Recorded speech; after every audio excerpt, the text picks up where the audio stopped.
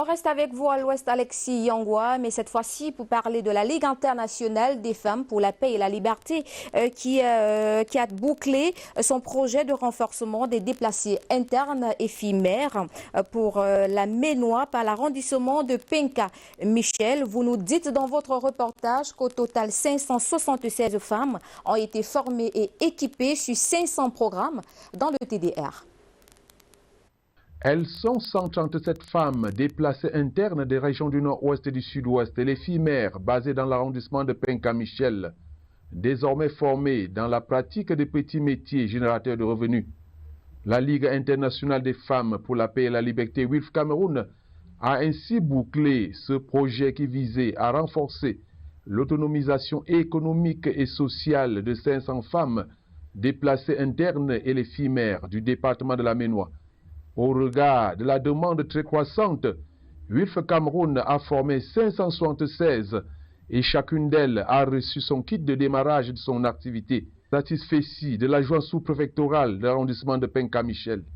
Nous avons vu des femmes qui, après 5 jours, sont capables de faire fumer du poisson, sont capables de faire des beignets à base de la farine de manioc, qui ressemblent tout autant aux beignets à base de la farine de blé.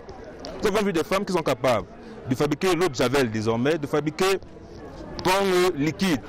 Ceci nous réjouit grandement parce que WILF Cameroun, par ce sens, se met aux côtés du gouvernement camerounais pour contribuer à l'insertion des personnes déplacées des régions du nord-ouest et du sud-ouest de notre pays. Pour ces femmes formées, la présidente de WILF Cameroun, Mme Guimeya Viviane Clémence, rassure quant au dispositif mis sur pied. Véritablement, je leur ai dit toute la chaleur qu'elles prodiguent à notre cœur à WILF Cameroun.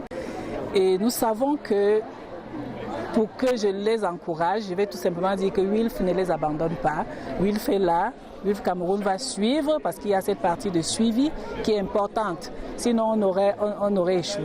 Elle sollicite par ailleurs l'appui des autorités publiques afin que les apprenantes puissent avoir un cadre et encadrement propice à leur épanouissement économique et social. Le plus grand souhait, c'est que l'administration nous accompagne et ouvre peut-être un commerce pour la femme et déplacée et la fille mère, un commerce qui sera exonéré d'impôts, pourquoi pas.